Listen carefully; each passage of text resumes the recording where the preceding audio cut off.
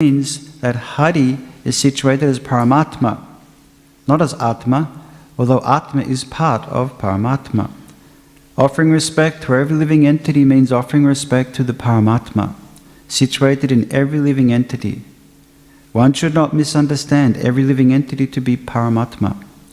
Sometimes unscrupulous persons designate a living entity as Daridra Narayana, Swami Narayana, this Narayana or that Narayana. One should clearly understand that although Narayana is situated in the core of the heart of every living entity, the living entity never becomes Narayana. Om Ajnantimirandasya Gyananjanaha Shalakaya Chakshud Militam Yena Tasmai Sri Gurave Namaha Sri Chaitanya Manobishtam Stapitam Yena Bhutale Swayam Rupakadamayam Darati Swaparantikam Namasreshtamanumaphi Sachiputtramatra Swarupam Rupam Tasya Grajam Urupuri Maturingostavritim Radha Kunda Girivara Mahoradi Kamadavasam Praptoya Sapatita Kripaya Sri Gurum Tam Natosmi Hari Sarveshu Bhurteshu Bhagavanasta Ishvaraha Iti Bhutani Manasa Kamastai Sadhu Manayet. One should always remember the Supreme Personality of Godhead in his localized representation as a Paramatma, who is situated in the core of every living entity's heart. Thus one should offer respect to every living entity according to that living entity's position or manifestation.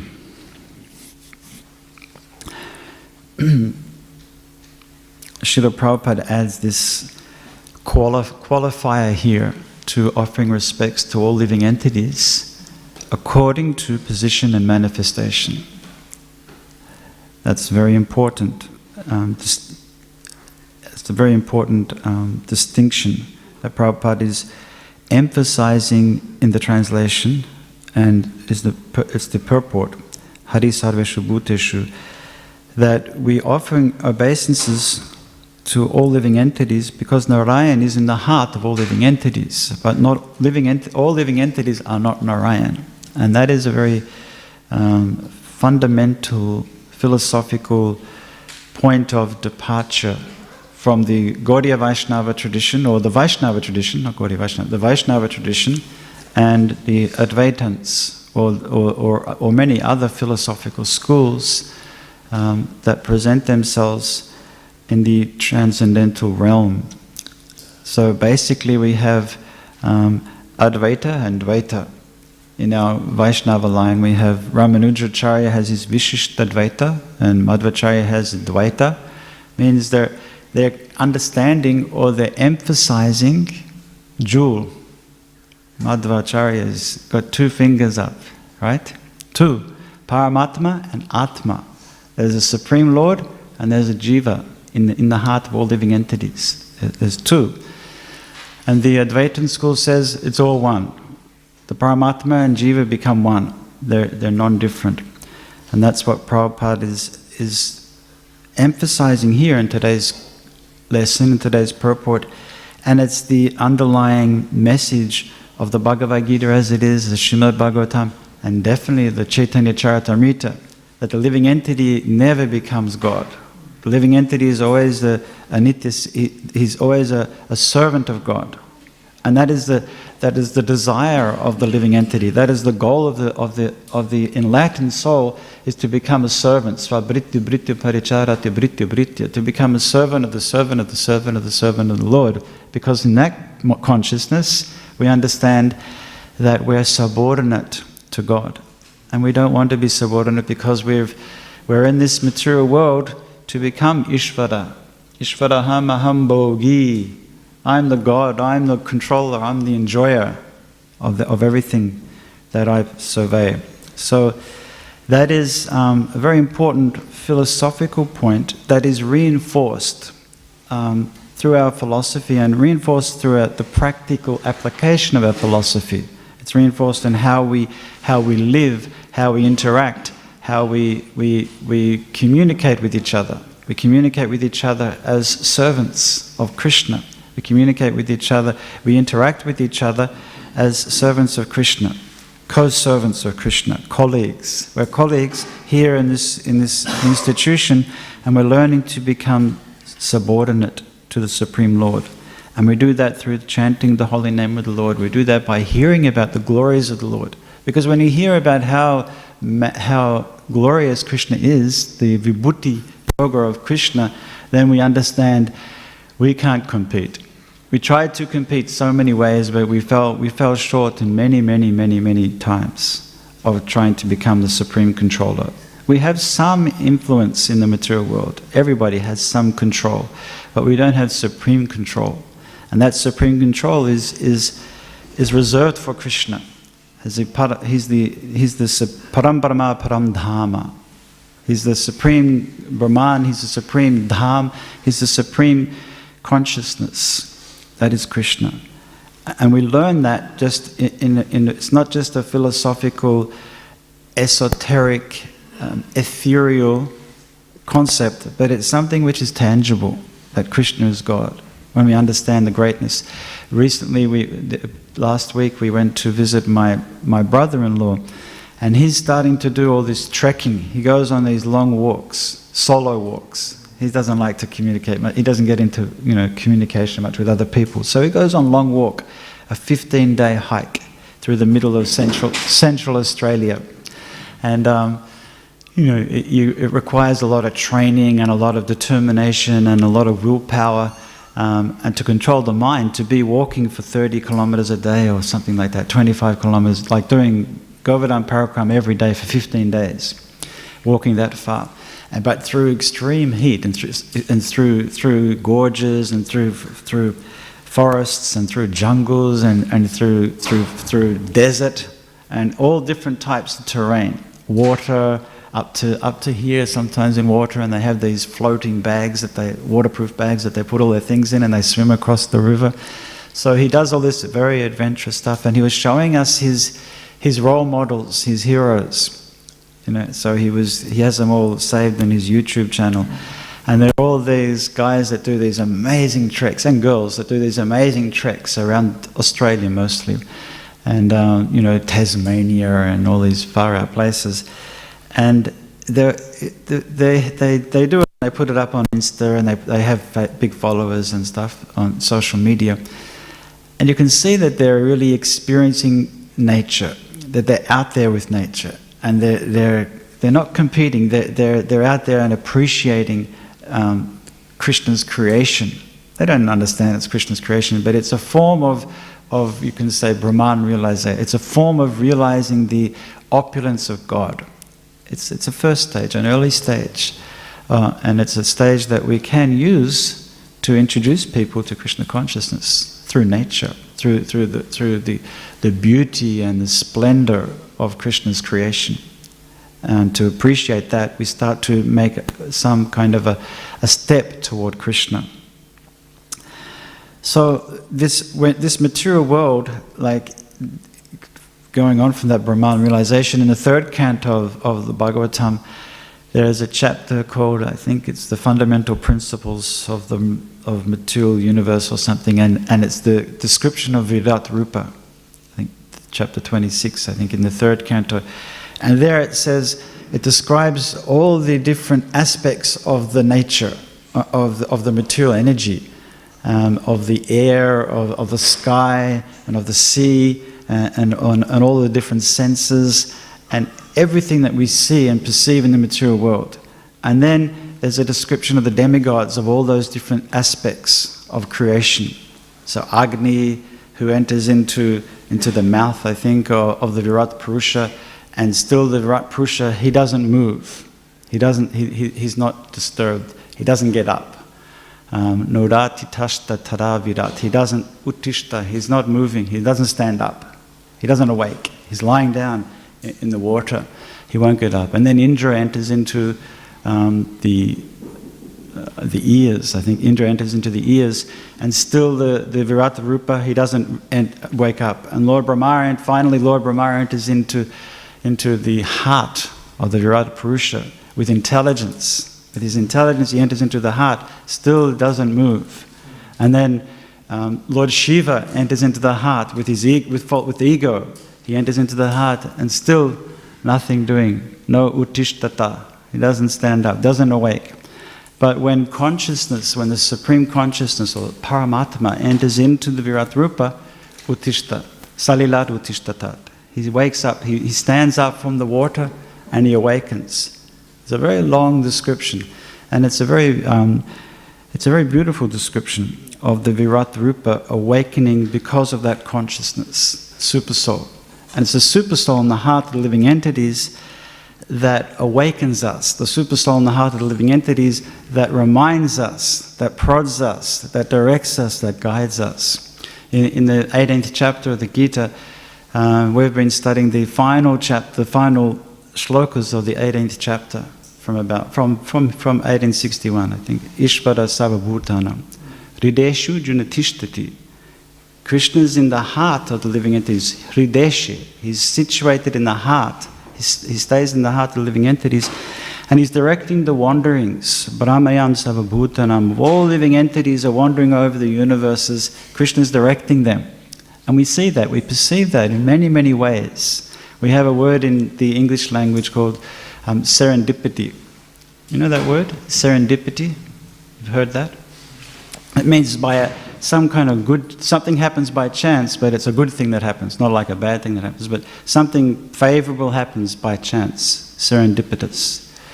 So that is Krishna working in the heart. And we see some person that we haven't seen for 25 years, and he helps us to solve a big problem or to achieve a goal in our life.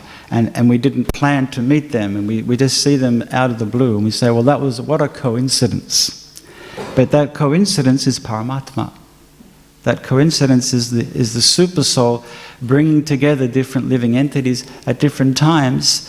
So Yantara Rudrani Maya, because we're like wandering around in this material machine, and Krishna is part of this. Krishna doesn't leave us. That's why he's considered to be our best friend. He never leaves the living entity. In the 5th chapter, he says that this is the peace formula. If you understand and realize that Krishna is your best friend, Suridam Sarvabhutanam, he's a Surit. In the heart, he's so dear in the heart. It's a very intimate term for friendship in Sanskrit, Surit. Very dear to the heart, close to the heart. Krishna is close to the heart as Paramatma. So then the next verse, the following verse from that Ishvara Sarvabhutanam Hrideshu Junatishtati is a verse that's not often quoted, but it's a very important verse. And it's a verse where Krishna starts to shift he starts to shift from the aham, savasya prabhava, and the personal pronoun to tam, him. And that him, tameva sharanam gacha, refers to Paramatma. He says, tameva sharanam gacha savabhavena bharata, that all living entities should surrender unto him, unto Paramatma, in the heart. And when we surrender to the Paramatma in the heart, it says you'll get prasadam.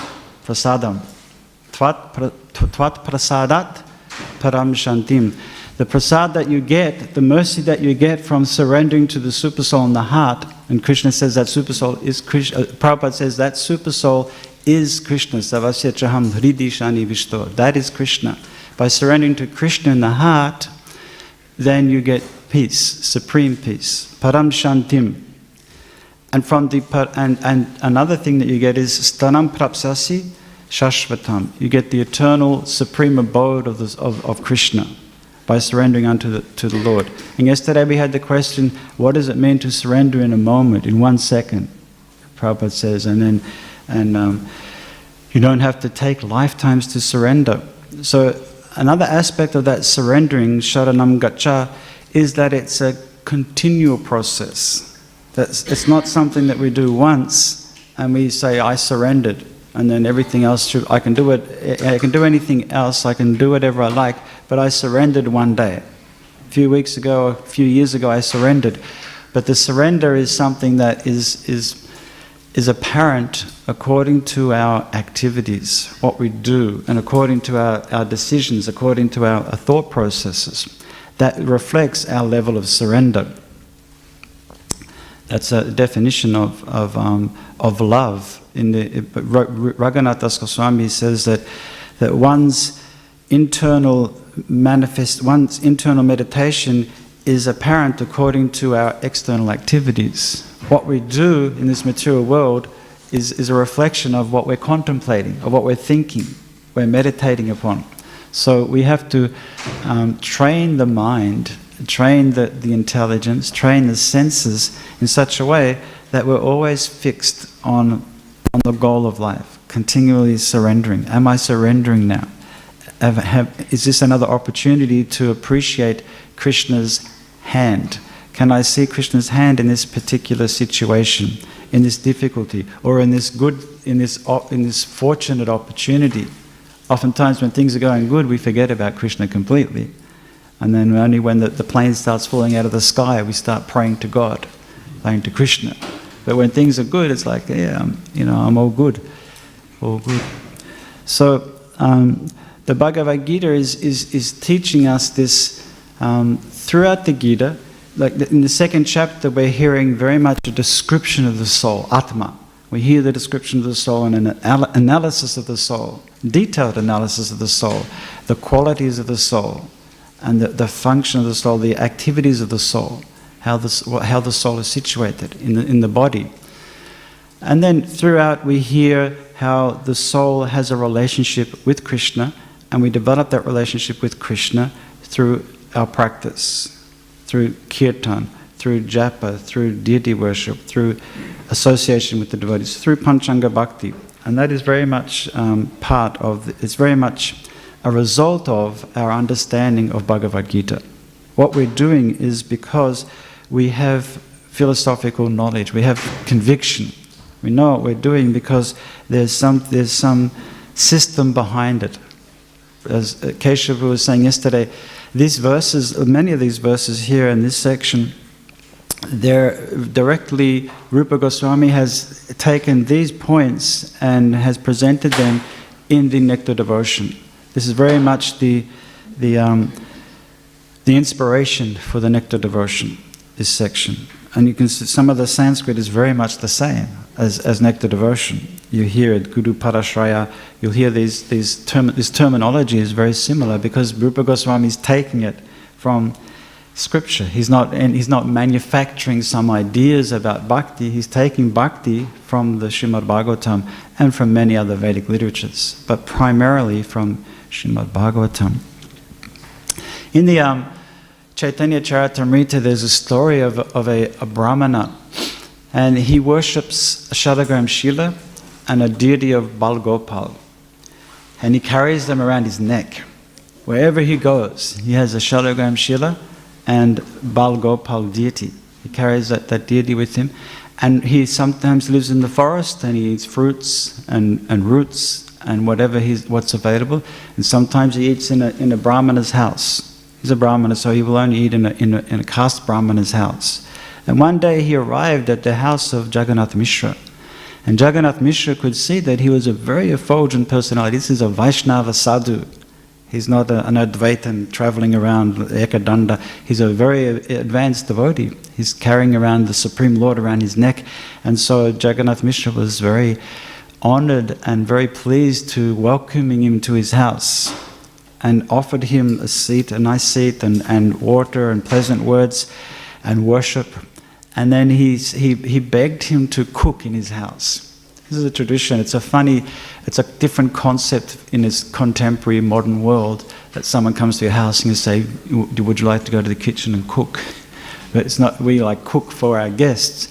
But in this particular culture, and that culture is still there, you can see in South India, when they do the big saptahas, Bhagavat Saptaha in South India, these Brahmin priests from Kerala, they'll come as a whole group, right? And they have the fast reciters, because they've got to get through 18,000 verses in 7 days, and that's no joke. So you have to have some people that can really speed it up.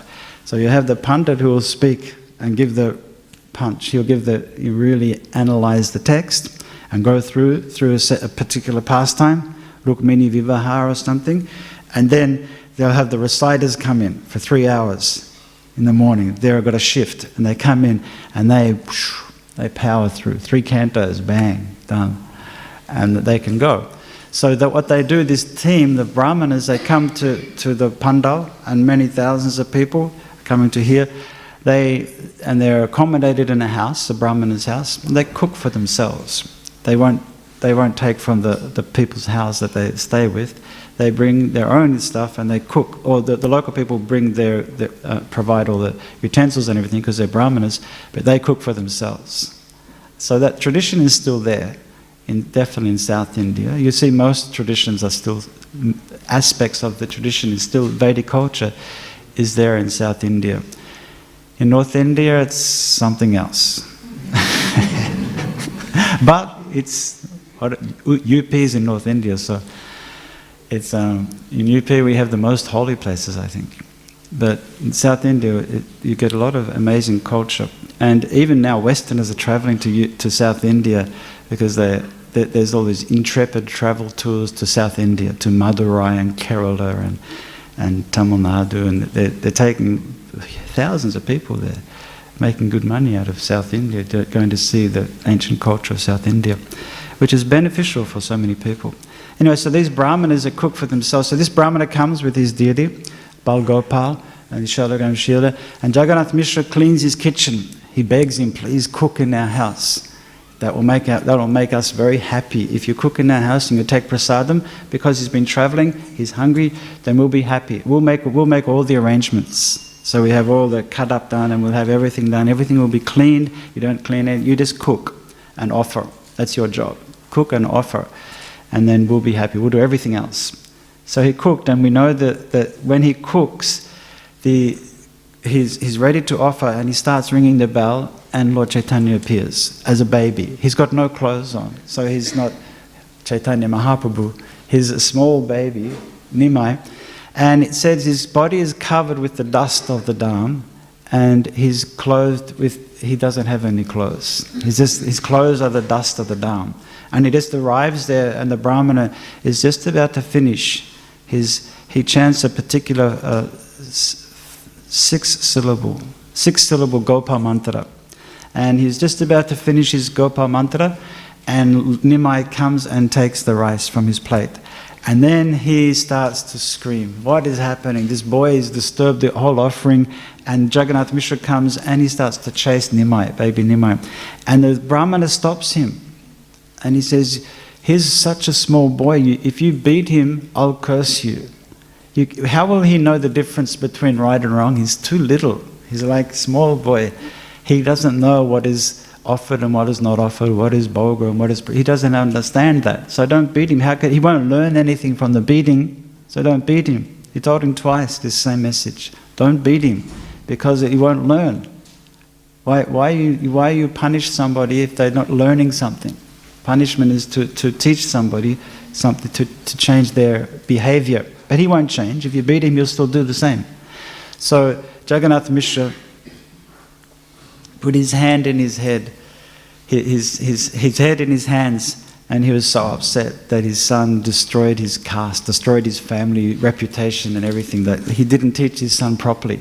Why would his own boy messed up this Brahmana's offering? So he begged him to eat again. And he said, no. He says, whatever is ordained by God, Krishna has said, today is not my destiny to eat. I won't eat today. Just bring whatever fruits and roots you have in the house, whatever is available, I'll eat that, and tomorrow we can eat. And no, he begged him, insisted. So he said, all right. So then they took Nimai away. And they said, we have to make sure that Nimai doesn't come anywhere near this Brahmana, nowhere near the kitchen. Because as soon as he hears the bell, he's going to be there. When he hears the bell, that's his trigger. He'll be in the offering. So take him away and guard him. So the ladies took him away, and they were guarding him. And then there was different layers. Jagannath Mishra was the first level, and then there was all the ladies behind. They were holding Nimai, holding him down. And then still, when he did the second offering, Nimai appeared. And again, hand in the bowl, took the rice. So again, the brahmanas screaming, what happened, you know, my offering is destroyed, that's it, I'm not taking prasadam. And at that same time, Vishvarupa appeared. Vishvarupa is the older brother of Chaitanya Mahaprabhu, and it said he's a manifestation, he's not different to Lord Nityananda. And he appeared, and it said he's a personification, all of his limbs, and he's a personification of beauty, perfection of beauty, Vishvarupa.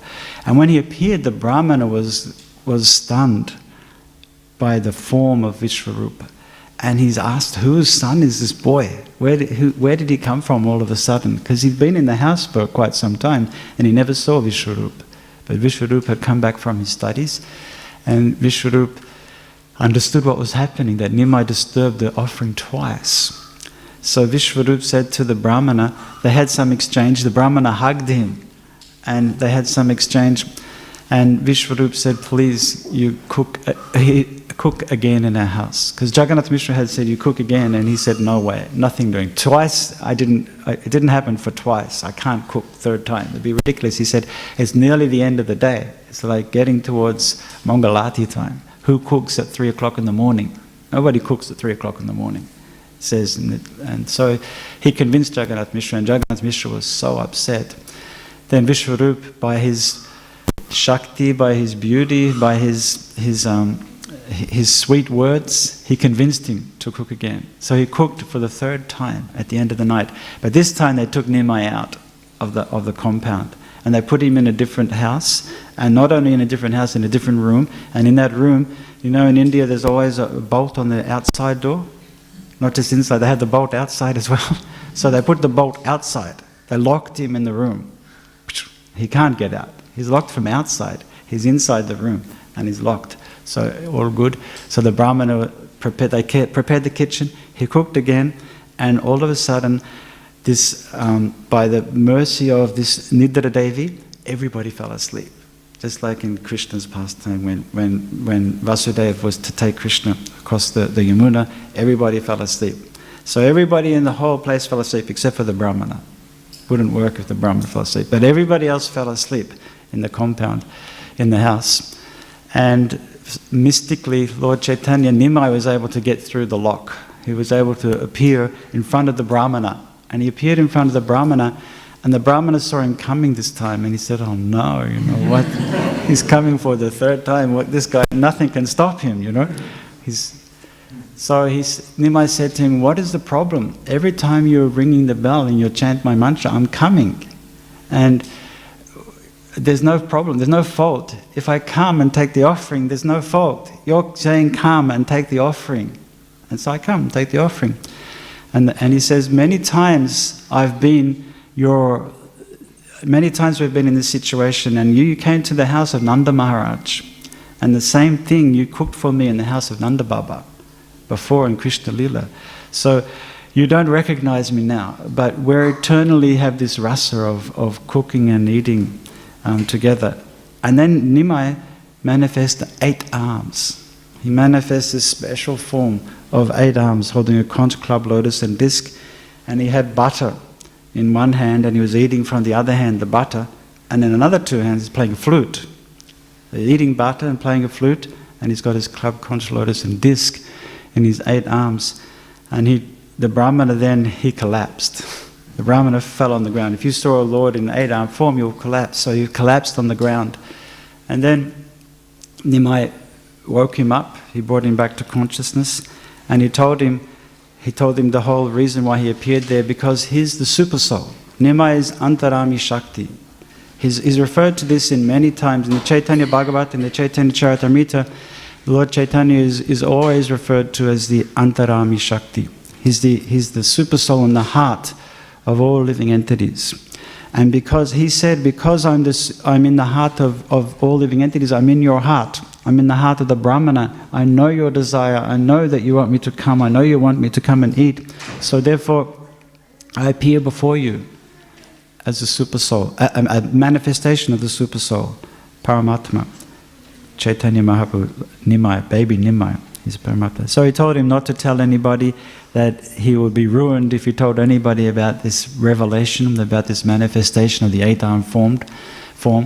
He must have told someone because it's in the Chaitanya Bhagavat, but he didn't tell anyone while Lord Chaitanya was there or while Nimai was there.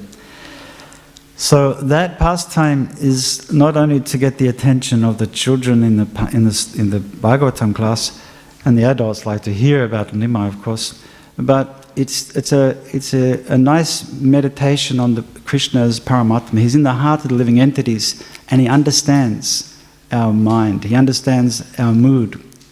And Krishna, that is very much Krishna. Krishna, he wants us to come back to him. In the purports to those verses, Ishvara Sava Bhutanam and Savasya Chahamriti Sankrishna, you'll see that Prabhupada is saying that Krishna is in the heart of the living entity, and he wants the living entity to come home, back home. He's calling the living entity to come back home, but we're refusing, we're ignoring, we're stubbornly staying here to say, no, I can become Ishvara, I can become like you. And Krishna we keep turning away. The two birds in the tree, we keep turning away. Dvikagaha. In the 10th canto of the Bhagavatam, in the 2nd chapter, the prayers of the demigods, there's a description of the body of the tree, and the body as figuratively referred to as a tree. And there's 10. We learned this verse because there's the 10 parts of the tree. Ekaha is the tree itself. Ekaya no so, dvipala trimula. So that this tree stands up on itself, by itself. That's the body. And the body has two experiences. One is happiness and one is distress. Dvipala. The two fruits of this body is happiness and distress. Everybody gets that. And then there's 3 roots. Trimula. What are the 3 roots? What do you think the 3 roots might be? Yes? Trimala, good boy. They are. The Trimula is the 3 roots, and they are the 3 modes of nature. The 3 modes of mature nature are nourishing the tree. They're giving nourishment to the tree. And the tree has Chaturasaha, 4 rasas. That's the rasa of economic development, of sense gratification, of religiosity and enjoyment. 4 rasas that we experience. And there's Panchavida. From the Panchavida, there's the 5 senses. The eyes, the nose, tongues, the 5 senses that enjoy in this tree. And then there's 6 different types of circumstances, lamentation and hankering and old age and death, and those 6 circumstances. And then there's 7 barks on the tree. There's saptatvak, the 7 layers of the barks on the tree. And those 7 layers are, they're like the skin, the bone marrow, the mucus, the pus, the semen, the bile. They're the different layers of the tree, the bark of the tree. And then there is 8 ashtabitapaha. 8. What are the 8 ones? There's 9 holes. Navaksha, 9 holes. Ashtabitapa. Oh, this here. And Dasha Chadi, there's 10 leaves. The 10 leaves are the 10 airs in the body. And then it says the last line is the punchline. Is 8 material elements. 8 material elements, yes. Panchabhuta. There's earth, water, fire, air, and ether, and mind, intelligence, and ego. Thank you, Gopa. We don't need Bhagavatam with Gopa here. And then at the end, it says, right, so we've got the tree, and we've analyzed the whole universe, universal creation is there in the 3 modes of nature, the different circumstances, the Panchabhuta, the mind, intelligence, ego. All of this Sankhya is there, and the tree in the body. Everything is there, but 2 important things at the end. Dvikagaha. One time I recited this, I referenced this verse in I think it was here in the auditorium, and somebody at the end said, "Prabhu, this is the wrong grammar. Dvikagaha can't be correct." Some Sanskrit scholar was there. She thought she was a Sanskrit scholar, but actually it's the correct grammar. It's in Bhagavatam, and there's a reason for that. why it's there. It's an exception to a rule in Panini grammar. So Dvikagaha is there. And who are the Dvikagaha? Atma and Paramatma. The Atma is in the heart, and Paramatma is in the heart of this Adivrikshaha. So this reference, you can say, this metaphor, figurative tree of the body, is a very nice description to help us to understand that in this complex nature of the material universe of our bodies, there's two living entities, Dvikagaha. Kagaha means a bird, right? It means ka means the sky and ga means to go. So what goes in the sky? An aeroplane, right? A bird. A bird goes in the sky, so it's kagaha. So Dvikagaha, the two birds. You can think of that. Today you think of the two birds, Dvikagaha. Two birds. Who are the two birds? Atma and Paramatma. Atma and Paramatma, the two birds. So we'll finish up with a meditation. I've finished many classes with this same meditation, but it's very much related to this verse today. And it's when Manigriva and Nalakuvera, they're liberated. And when they're liberated by baby Krishna, Damodar, he's still got the wooden grinding mortar tied to around his belly. And then they offer this string of beautiful prayers in the 10th canto of Bhagavatam, I think chapter 10 of the 10th canto of Bhagavatam. And in those verses, they refer to Krishna as Paramatma, they refer to Krishna as the Atma Pradipa, he's giving light in the soul and everything like this. And then they say that finally their final conclusion is, and they're all short verses, Anustup verses, but at the end, they say they want to cover all aspects of their. They want to make sure that they don't fall back into the body of trees, twin Arjuna trees again. They want to maintain the sanctity of the human form of life, which means that they'll maintain their bhakti. And so the first thing that they said is Vane Gunana Katane Shavano Katayam, that let my Vani be glorification of Krishna. Let me speak about Krishna. Let me hear Shavano, let me hear the pastimes and activities of the Supreme Personality of Godhead. Because if I speak and if I hear about Krishna, we'll be properly situated, we'll be in a good place. And then Hasto Karo, let my hands and my limbs, let that serve Krishna, God. Manasa Parayo, let my mind be at the two lotus feet of Krishna.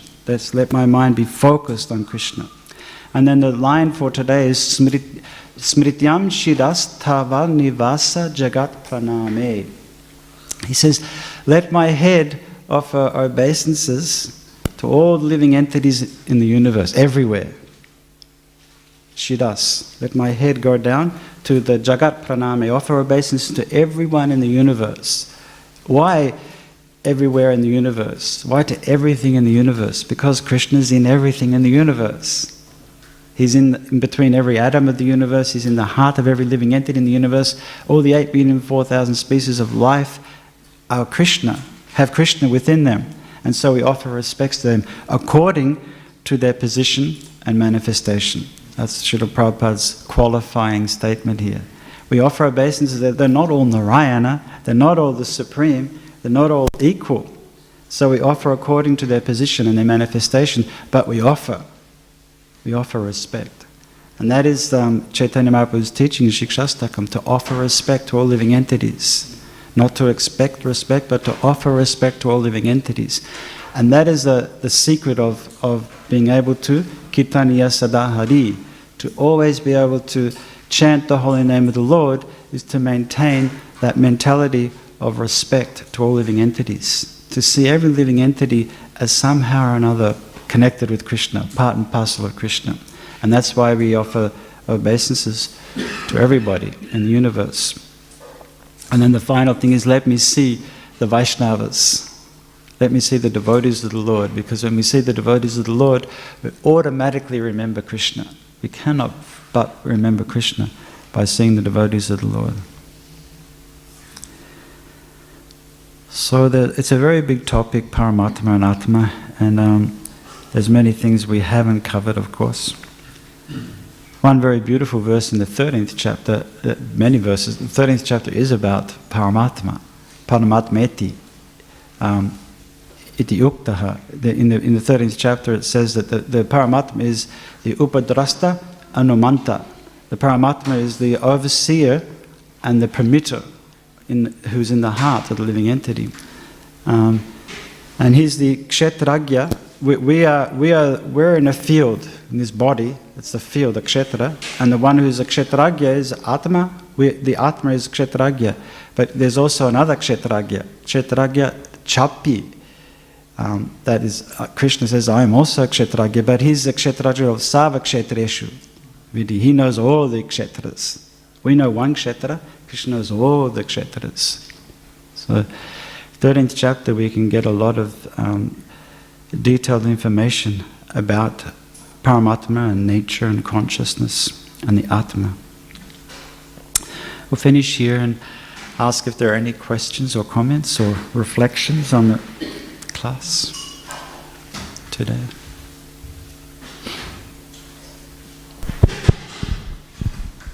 Yes, Mike.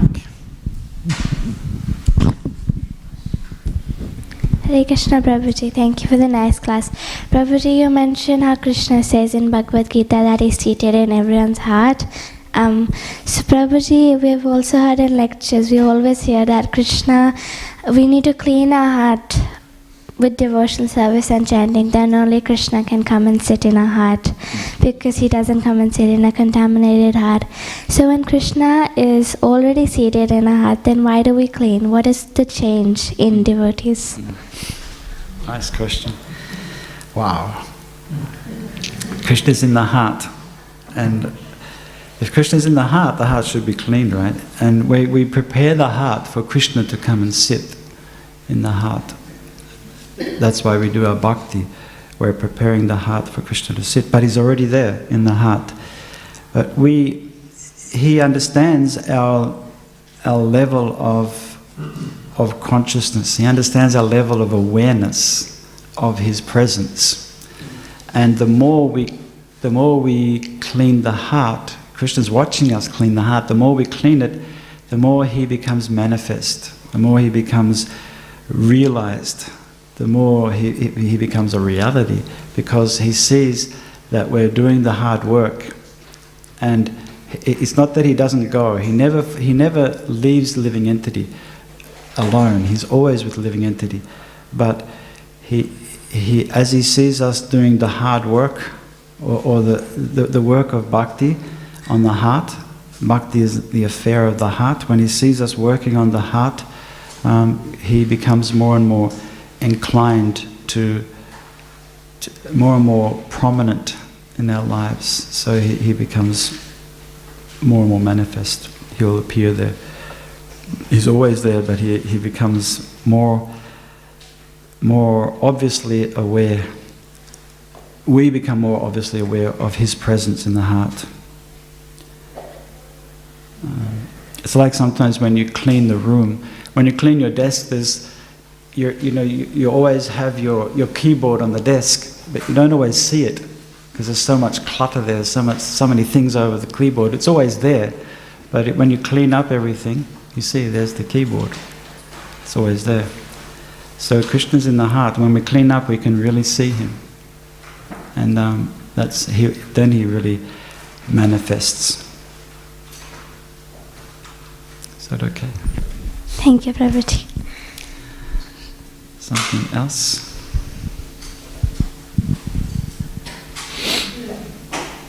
Yes? I just want to say on that point, maybe Krishna reciprocates more with us. Maybe Krishna reciprocates more with us when we clean our hearts, where we're not so aware of him, so then he doesn't reciprocate as much. But as we clean the heart, he manifests himself to us, we become more aware, but he also becomes more loving towards us. So. Yeah, I think that's a nice addition. Yayata mam prapadyante. That it's reciprocal according to our level of surrender, our level of Krishna consciousness, Krishna will manifest proportionately and become a reality, inspiration.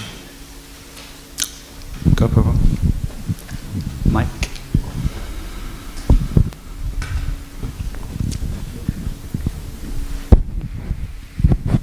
Hare Krishna, Prabhu, thank you. Here it is mentioned to offer respect to every living entity according to that living entity's position or manifestation. So, what is the practical take on it? How to apply that? The practical take on, according to one's position or manifestation, is that in the Chaitanya Charitamrita we hear that there are different levels of devotees, Kanishta, Madhyama and Uttama devotees, and there are different levels of non-devotees. There is people that we should avoid in preaching Krishna consciousness to, because they're inimical, and there are people that are just innocent, and we can approach them and go out for them. And there are people who are like peers who we can really interact with, and we interact with in a more kind of congenial and in a more friendly kind of a way. And then there are always people who are superior to us. And so in Krishna consciousness, the whole essence of Vaishnava etiquette is to be conscious of who we are and where we are in our surroundings, and who the other people are that we're interacting with on a daily basis. And on a daily basis, if we practice this we practice to interact with the people that we are surrounded with in an appropriate way, and we become more tuned in to how we're interacting and how we're perceived in our interactions, then we become more Krishna conscious. Krishna consciousness is being aware of who we are and who other people are and how we're interacting in this material world. So the practical application is to understand properly who we are, and to not artificially project an image of who we think we are to the community or to our friends or to our family members, but to be honest and introspective about our level of Krishna consciousness, and from that position understanding how we should interact. We should approach senior devotees. We should take shelter of those who have got more experience, those who have got more understanding, those who have got more knowledge.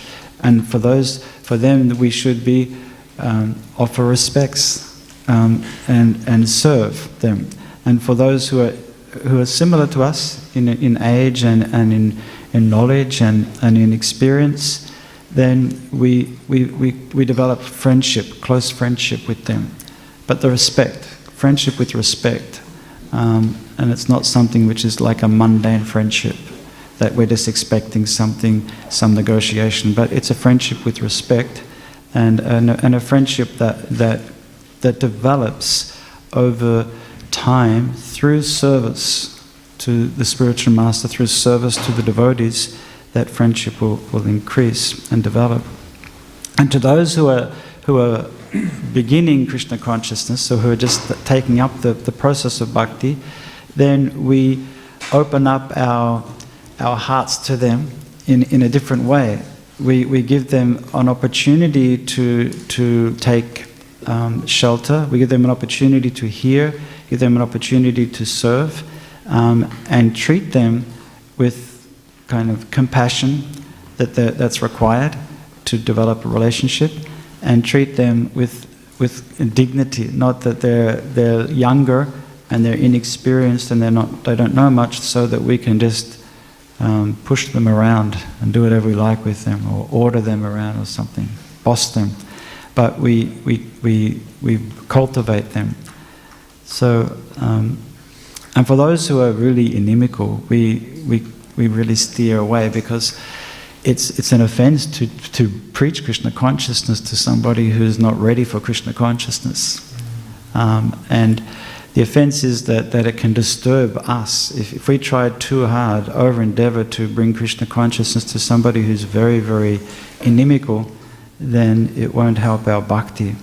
So we should steer clear of them, and we can just respect from distance.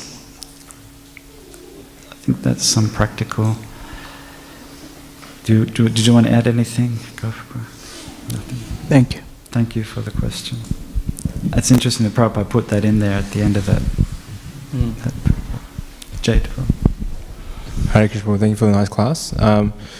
We often hear Prabhupada and the purport say that, not to be confused, that since Krishna is in the heart doesn't mean that we become Krishna. So I just want to understand, where does this actual nature or idea come from that we actually end up becoming Narayan or Krishna? Where does this philosophy come from? Does it just come from envy or our desire to be the controller? And how much of an influence does the super soul within those people kind of influence them to have this kind of desire?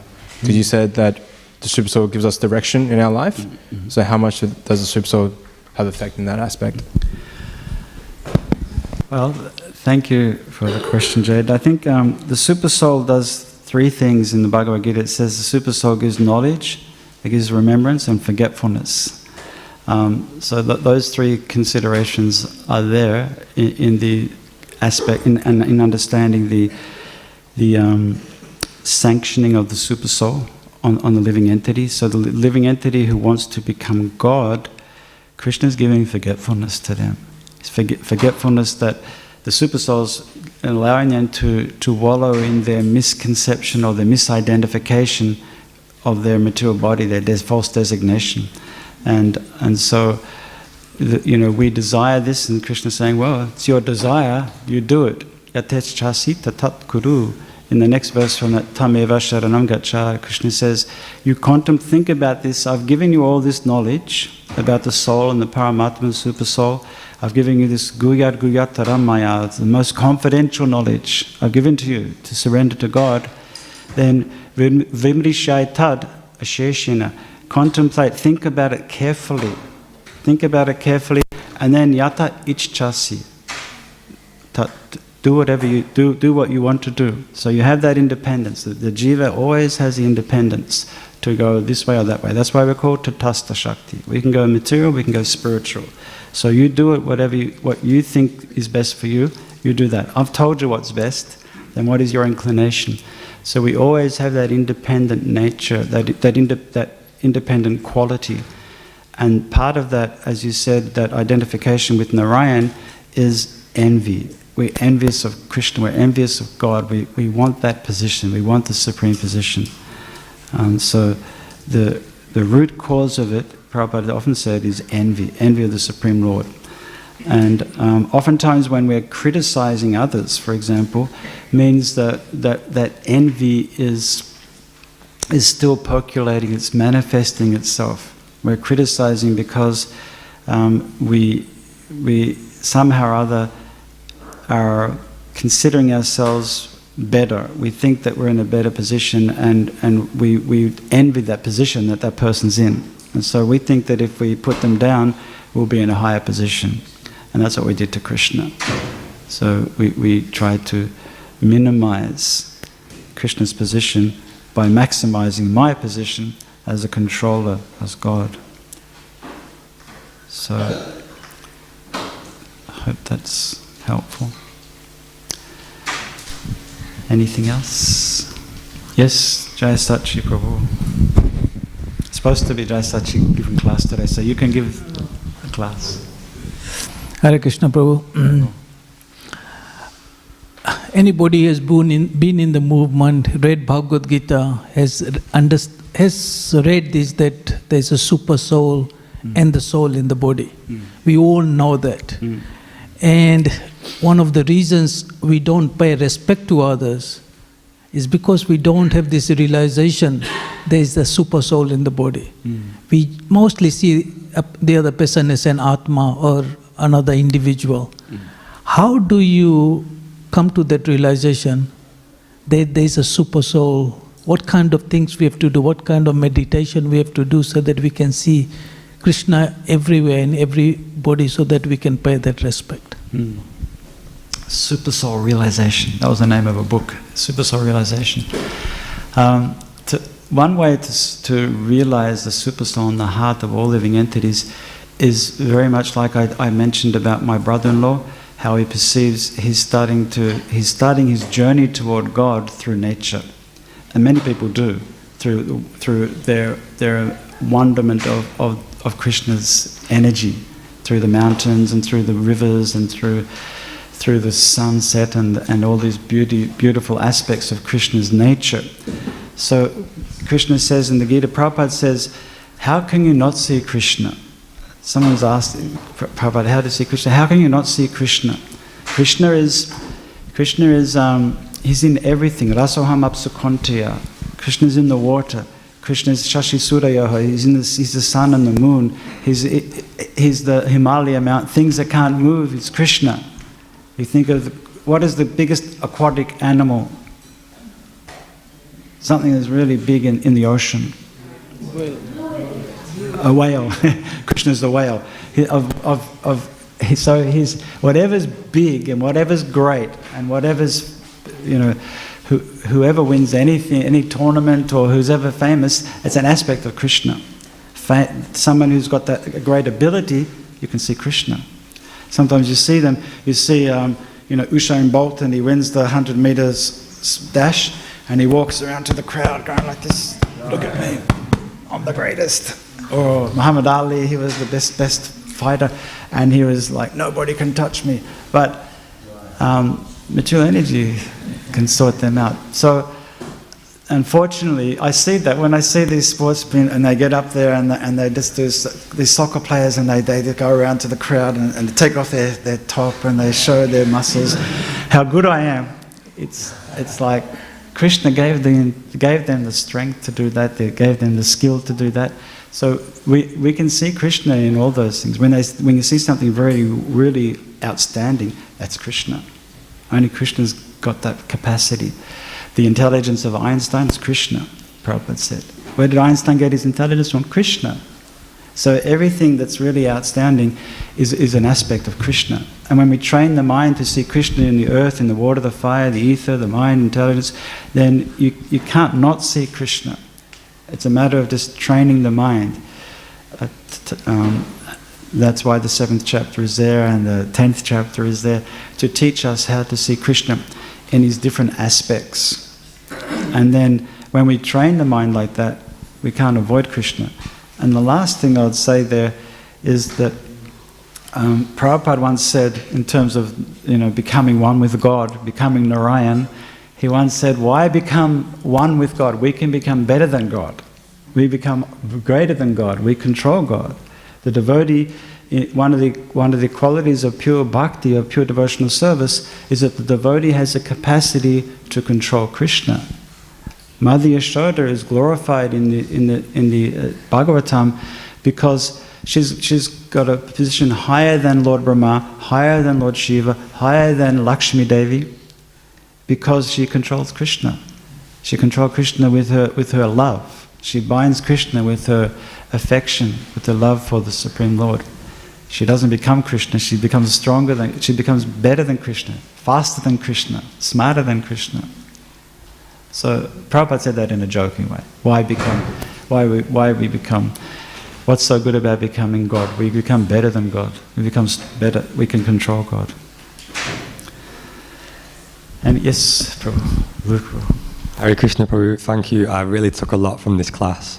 Thank you. And I wanted to ask you, you know how the Super Soul is giving direction to even all the animals, or go here, go there, da-da-da-da. But yet the Atma is, one of the qualities of the Atma is it's full of knowledge. So why do we need the Super Soul to give instruction if we're already full of knowledge? That's a good question. Don't start me on the animals and the Paramatma. I forgot all about that. That could have been my class. My famous class for Paramatma is the gannets in New Zealand, but I won't get there. Because they fly, they do these amazing overseas journeys when they're 13 weeks old. I won't go there. But Atma is Paramatma is in the heart of the animals, and that's why we say it's instinct, right? Darwin says it's an instinct, but it's Paramatma telling them to make this journey, how they make the journey, and at the end of their lives they go way back, like 10,000 kilometers to exactly the place where they were born, and they go back there and they mate with someone, and they have another baby, and that baby does the same thing. So it's Paramatma. There's lots of amazing Paramatma stories of animals, but Atma. How about the Atma where we have the soul is full of knowledge, right? We understand that the soul is Nityasiddha, Krishna Prema Sabya Kabanoya. The love of Godhead is in the soul always. So that means that the soul is full of knowledge. But so why do we need Paramatma? If the soul is full of knowledge, what's the use of Paramatma? If the Paramatma is there, it's a very good question. Paramatma is there. I'm feeling that the Paramatma is there because the soul has forgotten. What did Keshav say yesterday? Why did Prabhupada was asked when he went to London, what have you come here for? I've come here to teach you what you've forgotten. What you've forgotten is God. You forgot God, you forgot Krishna. So without Paramatma there, nudging us and pushing us and giving us different types of experiences, we will forget. And we're not just forgetfulness, but we won't have any inclination to cultivate our constitutional position. We won't have any inclination to cultivate that real knowledge, to uncover that knowledge. The knowledge is there, but it's got to be uncovered. And that's one of the kind of perennial discussions or tensions in educational psychology is a student that you come to, are they a blank slate, or do they have already prior knowledge, a priori, or do they have some kind of experience that they're bringing to the educational experience, to the educational interaction? And so, of course, our take on it as devotees is that every entity that comes, every student that comes to the class has got prior knowledge, has got some prior experience, and is an eternal servant of Krishna. And it's a very different concept if you're working from a Christian Scientology platform, from the Christian Science platform, to a Krishna consciousness, because for the Christians the soul is like eternally damned, and the soul is the soul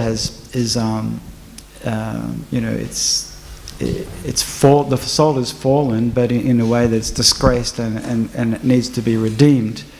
And our understanding is that the soul is actually eternally pure, and we just have to uncover the contamination to make it come. So that knowledge is there, and the super soul is that consciousness that awakens the knowledge, like we said about the Virata Rupa. It became alive only when consciousness enters into it. Then Shalilat Uttishtata. Then from the water it awakens. So when Paramatma enters into the heart, when we become conscious of Paramatma, enters in, and it's right next to that Dvikaga, that bird that's right next to us. When we look at the bird, instead of looking that way, we look at the bird, then we wake up.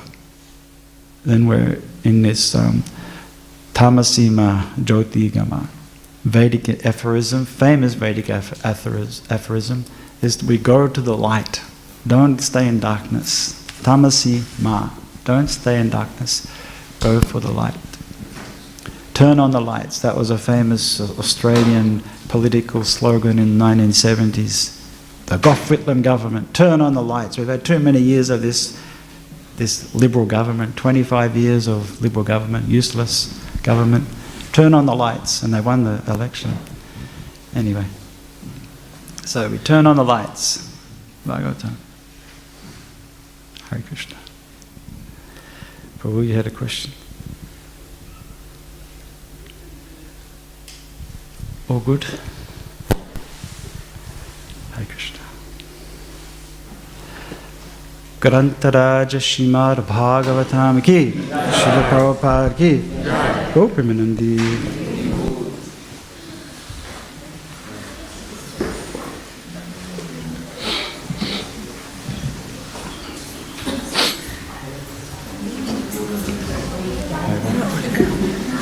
Ora Wow, never given an autograph. Did you do all this? Yeah. I want you to remember the Supreme Personality of Godhead is Paramatma. Prabhupada said Paramatma is Krishna himself. There was this Brahmana who kept his deities on the neck, who worships the deity, very hungry. Jagannath Mishra's house. Jagannath Mishra knew what it was, Brahma, and gave him food. Atma Brahma, two kinds. What is that? Indamada? Yeah. I say that we want to cover pastimes in here by Krishna. Krishna is all the what's that? Kshatriyas. Krishna is whale. Why don't you sign it? What do you think?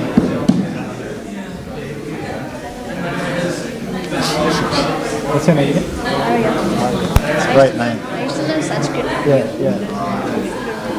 Wow. What do you remember from Sanskrit?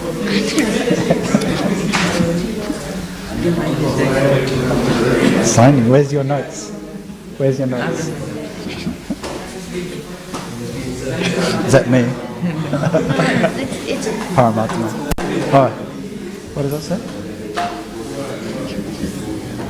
yeah, reverence. What does it say? It's an airline. Yeah, why? Hey, Bo, how are you, man?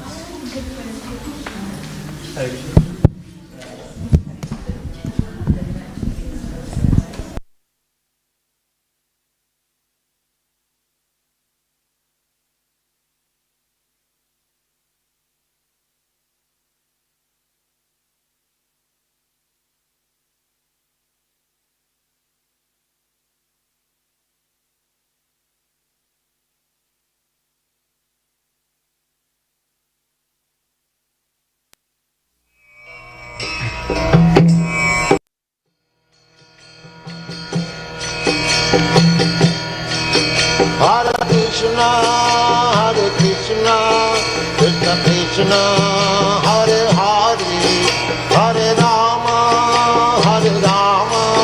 Rama Rama, Hare Hare. Hare Krishna, Krishna Krishna, Hare Hare, Hare Rama, Rama Rama, Hare Hare. Hare Krishna, Krishna Krishna, Hare Hare, Hare Rama, Rama Rama, Hare Hare. Hare Krishna, Krishna Krishna, Hare Hare, Hare Rama, Rama Rama, Hare Hare. Hare Krishna, Krishna Krishna, Hare Hare, Hare Rama, Rama Rama, Hare Hare.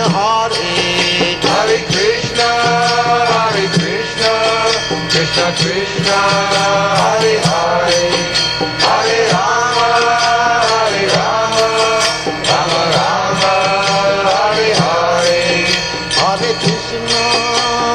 Krishna, Krishna Krishna, Hare Hare, Hare Rama,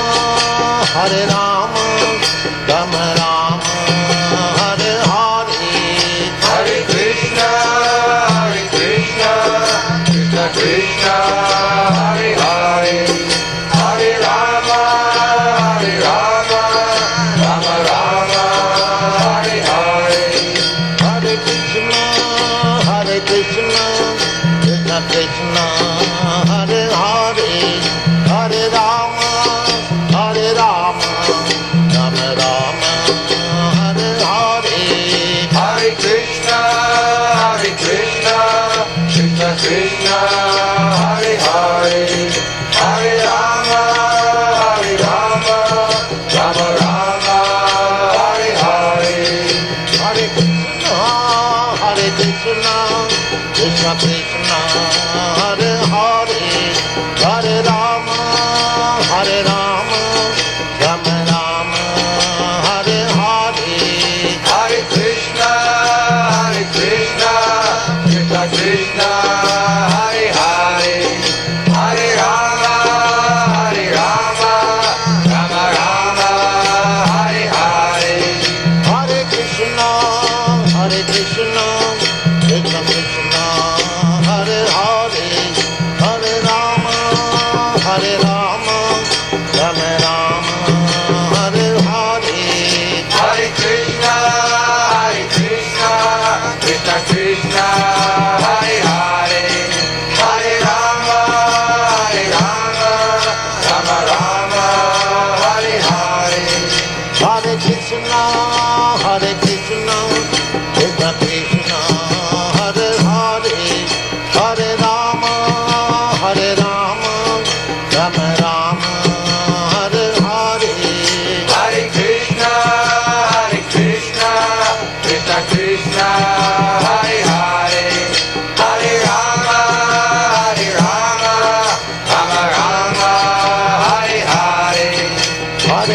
Krishna, Hare Krishna, Krishna Krishna, Hare Hare, Hare Rama, Rama Rama, Hare Hare. Hare Krishna, Krishna Krishna, Hare Hare, Hare Rama, Rama Rama, Hare Hare. Hare Krishna, Krishna Krishna, Hare Hare, Hare Rama, Rama Rama, Hare Hare. Hare Krishna, Krishna Krishna, Hare Hare, Hare Rama, Rama Rama, Hare Hare. Hare Krishna, Krishna Krishna, Hare Hare, Hare Rama, Rama Rama, Hare Hare. Hare Krishna, Krishna Krishna, Hare Hare, Hare Rama, Rama Rama, Hare Hare. Hare Krishna, Krishna Krishna, Hare Hare, Hare Rama, Rama Rama, Hare Hare. Hare Krishna, Krishna Krishna, Hare Hare, Hare Rama, Rama Rama, Hare Hare. Hare Krishna, Krishna Krishna, Hare Hare, Hare Rama.